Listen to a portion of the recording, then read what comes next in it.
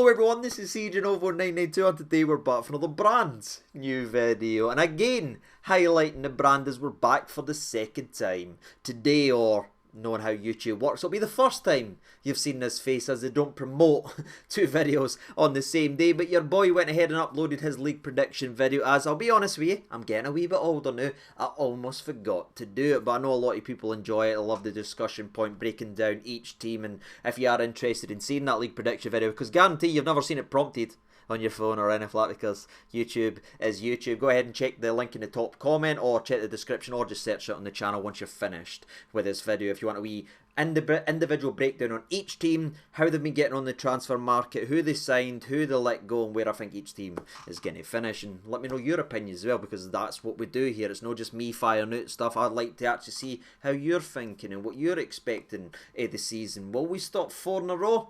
You can go ahead and tell me, but that leads me perfectly into today's video, ladies and gentlemen, because that right there is what we're here to talk about in more detail than we could do in a league prediction video, as we're starting the season off the same way we ended it, with a game at Tynecastle. And I'll be honest with you, I can't handle the same way the last one went. And you know, as much as we have a joke and there's a lot of sarcasm and a lot of deprecating humour on myself trying to make you guys laugh and enjoy the rest of your day, the fact that we are once again back to discuss the first game of the new season is a bit of a landmark and an incredible thing that I do not take for granted, that you're still willing to tune in after all these years, the ups, the downs, the shaking it's all about to discuss another season on me. So cheers to everyone who's tuning in, and let's kick it off right by diving in to the old oppositional preview for the very first time, I should imagine, by having a look at Hearts, who are a highly tipped to be great this year. And there's even people out there claiming that Hearts will be closer to Rangers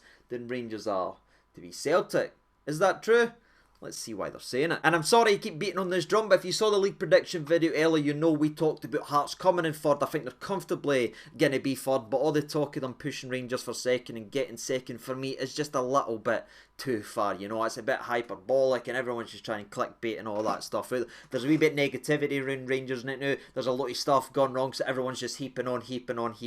For me, it's a bit mad to try and suggest it, but that's nothing in terms of where Hearts have been or what Hearts could have done. I just don't believe it, maybe, as a Rangers fan. But one of the things we did talk about in that video is why I think Hearts have had the best transfer window, as I'm currently recording today's video, out of any other club in Scotland. Any division, any club, the team for me that's recruited the best overall with the money and the contracts and the players that they've brought in, for me, is Hearts. And that's what we're going to talk about, because it is a little bit of a new look Hearts. There's some interesting pieces they've added in, and obviously we're not going to break down pre-season friendlies or anything like that, thankfully, because we need to talk about ours, because I want to move that away to one side. I want to get to the transfer business and explain why I'm saying how good this Hearts side can be and why I think they've recruited the best. The first one is obviously Penrice, young Penrice, or I shouldn't say young anymore, he's now turned 25 years old, but James Penrice, from Livingston, who impressed down that left-hand side for Livingston pretty much all season long. A genuine bright spark in a dark season for Livingston, where no much went right for them,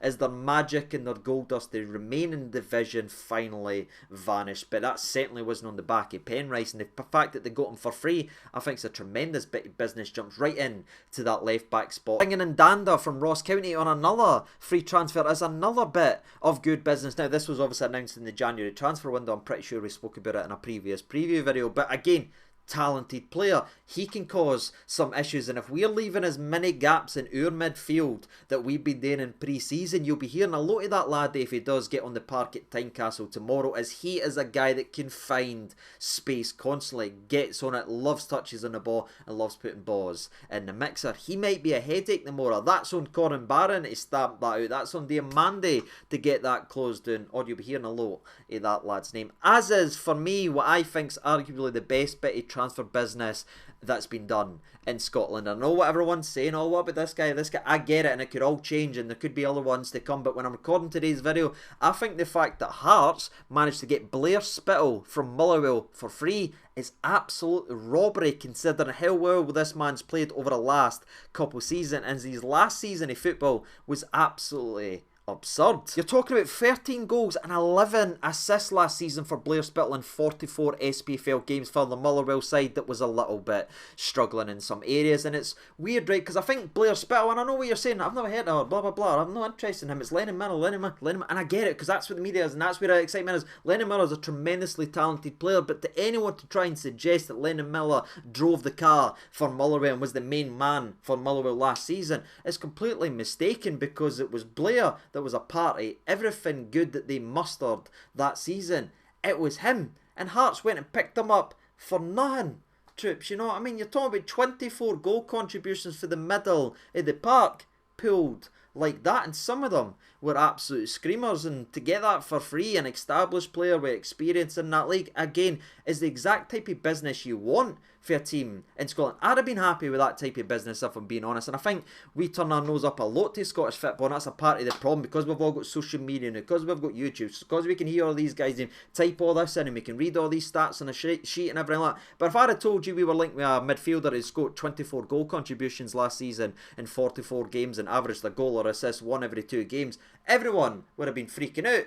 And he's got experience in Scottish football, but when you hear the name Blair Spittal, you go, I know, I'm not sitting saying he would have been guaranteed to make it at Rangers, but he is a wee bit of a symptom of the problem, in my opinion, in Scottish football. We're just not interested in it, and for me, that's what's hurt us, because successful Rangers teams done what the likes of Hearts have done this season. Just cherry-picked teams that are struggling, cherry-picking teams that are in the trenches and letting players' contracts run down because they can't afford to extend them or they need to move elsewhere. Hearts are doing the old Walter Smith, if you will, and bringing a great man's name into that, because that's exactly what he did, troops. Now Hearts are doing it, and aye, hopefully it isn't better than ours. But I guess I should stop talking around the main talking point then, and the biggest talking point that everyone, both sides of the conversation, both sides of this football debate will be talking about, will be in every paper, it will be every click, it will be every tweet. It is none other than the fact that they've kept Lawrence Shankland, and I think if you asked every Jambo fan gone to the game tomorrow or watching it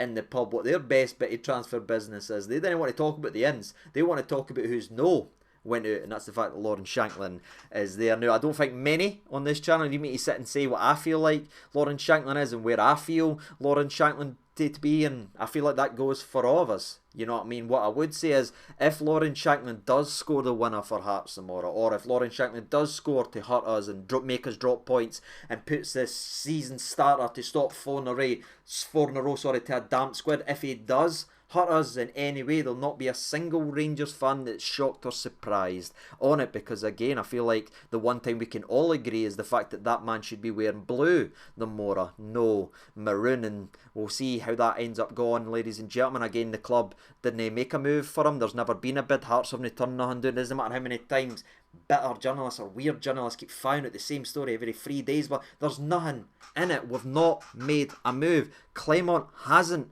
wanted him. They've probably given the option to go ahead and try to sign him, or maybe you want to have a bid here. He's no interested in it. He wants young Larrys that can run. He wants the high press. He wants the hegemony. That's what's coming up. Danilo will be his main guy. He's been stuck with Dessers because Dessers wouldn't go, so Dessers is in there. The only minuscule of a chance we ever had of taking a little likes of Lawrence Shankland was if Dessers went ahead and left, but he's no went anywhere, ladies and gentlemen. That's where we actually find ourselves, and hopefully the decision by both club and manager to not go ahead and sign and move heaven and earth to get Shankland won't bite us in the you-know-what. But again, I feel like it already has, because I feel like we should have signed them in January, and I think we'd have had a much happier summer, a more successful summer, but we never, and then we failed by no scoring enough goals in big games, through goals.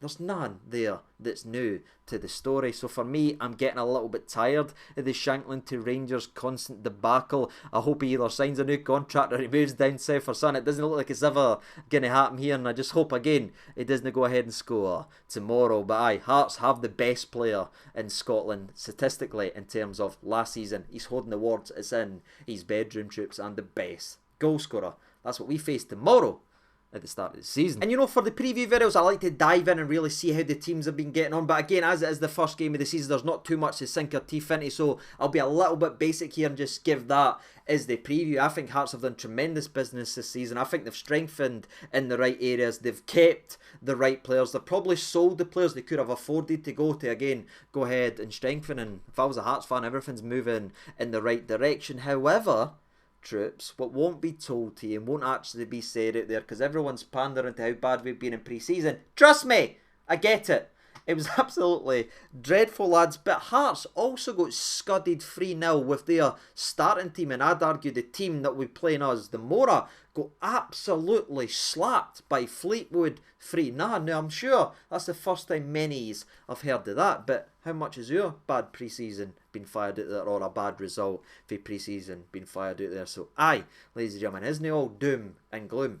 Let's lift it a wee bit. Let's go to Tynecastle. Let's set a marker down that even when we appear to be at our lowest, both on and off the park, this Rangers team can do what it used to do, and that's win big matches. And that perfectly leads me over to the Rangers videos. I'm just sort of echoing a lot of the sentiments that I've just previously said. Yes, things have been going wrong, both on and off the park. I don't think as a manager and a new group of players, especially the couple that's been back in, we're letting certain leaders leave the dressing room, apparent leaders stay in when maybe they should have been leaving. There's a lot of gone wrong and a lot of turmoil that's gone on in the club, but again, that can be strengthened out, and that can actually make it sane team. A team that's pushed into the back can come out swinging, and you just never know. All these distractions that people are saying, all these negatives might, troops, and again I'm saying might, just give this Rangers team the easiest team talks to have.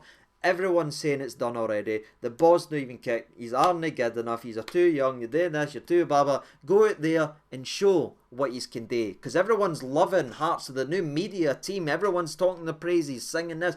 Closer to Rangers than Rangers Celtic. Well, there you are. There's your team talk. Go out and show if you've got anything about you. And I think if you look at the dressing room now with the young laddies we've got in the likes of Connor Barron, that should be an absolute carrot in front of him to go ahead and get it. And I imagine he will be very, very important going into tomorrow's game if we're to get anything away. The midfield needs to win that battle. It's something that Clement's not done enough. In my personal opinion, I think that was shown over the last couple of months. Again, we had that great bounce, if you will, but as soon as people figured out what we tried today or what we were wanting today, it seemed to get nullified and we started getting run over in the middle. So go and set it down to the third best team in the country and silence a lot of the doubters already in game one before a ball is even kicked. But I want to move on to the manager rather than necessarily breaking down any players, because we've done a lot of that over the last couple of months on the channel and the last week as well, and obviously in the league prediction video. I want to talk about Clement because today it was announced that Clement signed a contract extension to 2028, so that was just a 1-year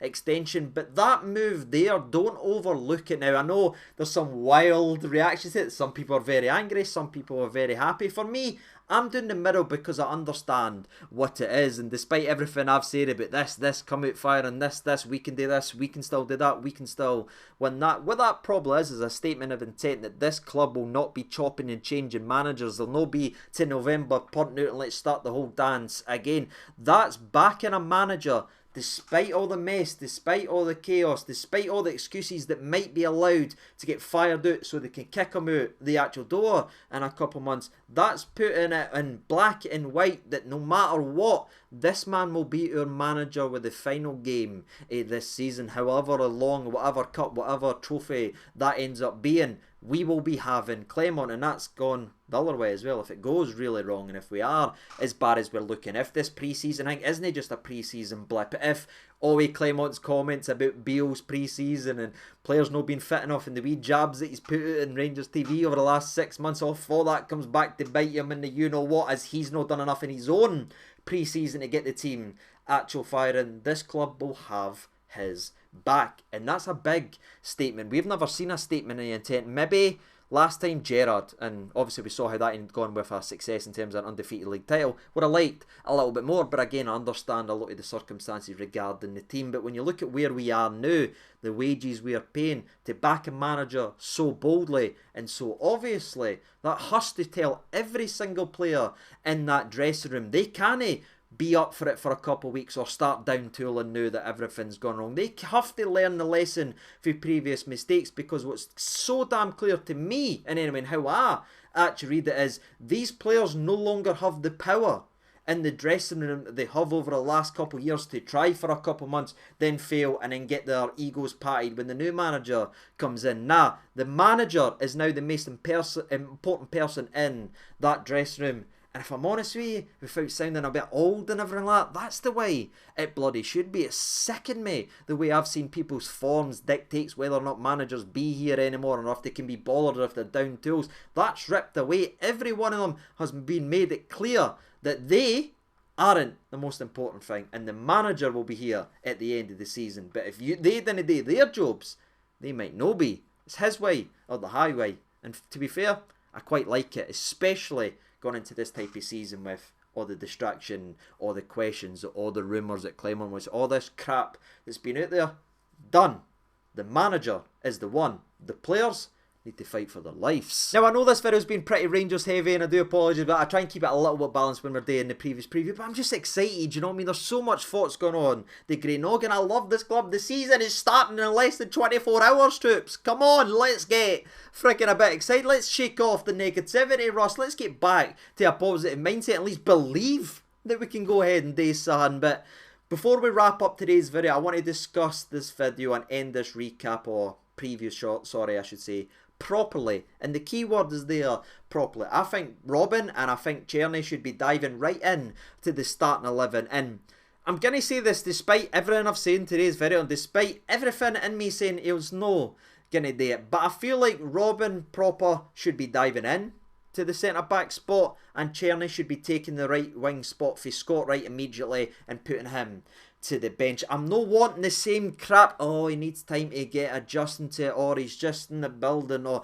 he needs minutes, blah, blah, blah. I hate all that crap. That's what pre-season is actually for. The pre-season window is gone now. We've never done our jobs quickly enough. We can't limp into a season treating it the first 4 games of a new season like pre-season, because that's how we throw away stupid points. I think you throw them into the deep end, let them feel what it feels like, and if the last 50 minutes, if the last 60 minutes, fair enough, but they've been brought in for a reason, and it's because we need them. Leon Balogun dived in to the deep end away to Pittodrie and put a man of the match in despite header in a goal post, sorry. It can be done. Let them feel it, let them see it, and let's just see a leader in there that can win an actual header. Do you know what I mean? And I'm not wanting the right wing situation to be what it's obviously been over the last couple of years. Wright and McCausland isn't good enough to take us to where we want to go. Czerny's here. Put him in. If he blows after 45, he blows after 45. But I'd rather start the game with our best players available to give us the best chance to win the game, rather than them coming on with 15, 20 minutes to go trying to salvage it.